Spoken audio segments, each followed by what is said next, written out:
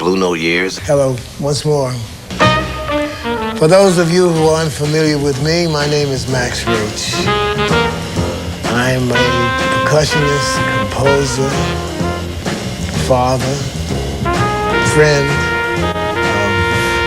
of the Blue Note family. What the fuck am I saying? Jesus Christ. Let's go once. Really quiet out in the hallway.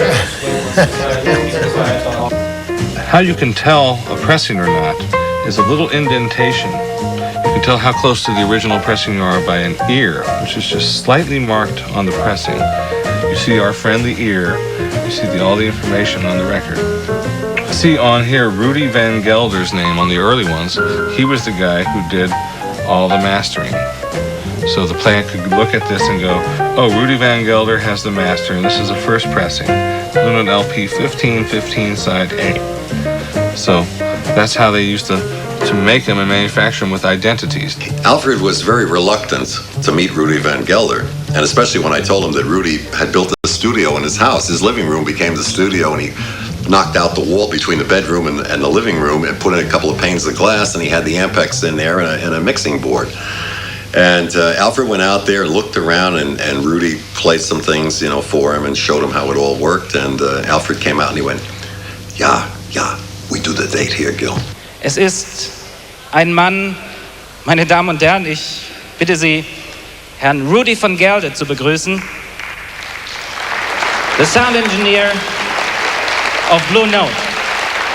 I realized that it takes elegance to bring an effort to a higher level.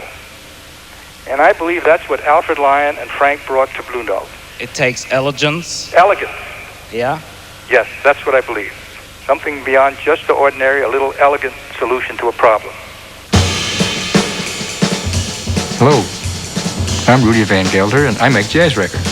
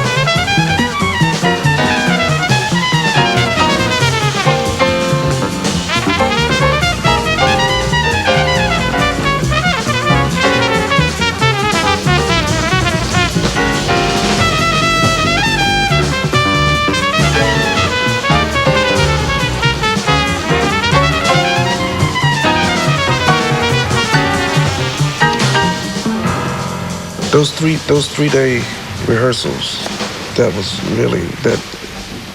really was unique. So you have 3 days to fix the notes, to decide who makes the first solo, how long each chorus, how many courses per tune, whether they're fours or whether they're eights, I mean the forms of the tunes. There's so much pre-recording work done at the rehearsal. That when you got to the studio, it's like you had played the last 4 nights in a gig at a nightclub. All this work was, and because there was no real budget, I mean, they didn't have a lot of money, The only way to come out with a complete project was to prepare before you got to the studio. And what I find now is seldom do you walk into a studio where there's a real concept that's been thought out through the musicians, the band leader, and the producer. They go in there and you spend hours trying to find an idea that works, and hopefully you have the kind of competent musicians who are able to translate the concept of this one song for the remaining songs of the records, and it doesn't always work that way. As I look at it from a historical point of view, their importance is the fact that they documented something that perhaps nobody else really wanted or dealt with at that particular time. That was their importance.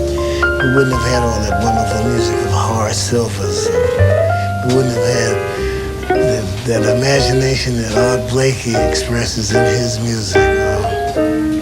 It's just something very special.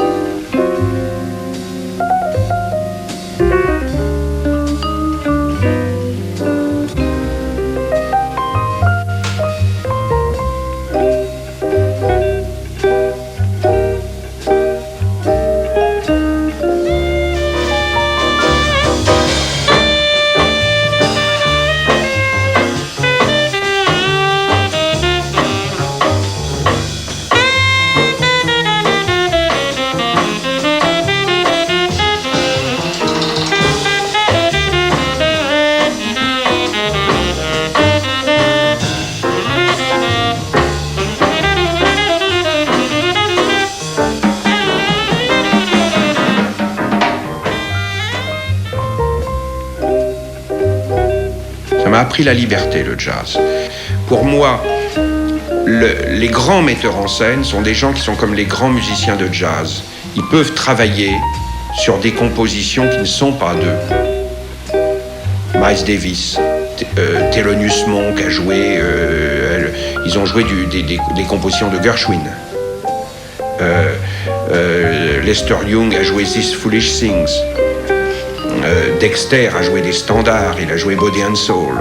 Mais son Body and Soul ne ressemble pas au Body and Soul d'Armstrong, ne ressemble pas au Body and Soul que peut jouer, je sais pas, Coltrane. Es gibt einen sehr berühmten amerikanischen Pianisten, großartig, wunderbar, klassischer Pianist.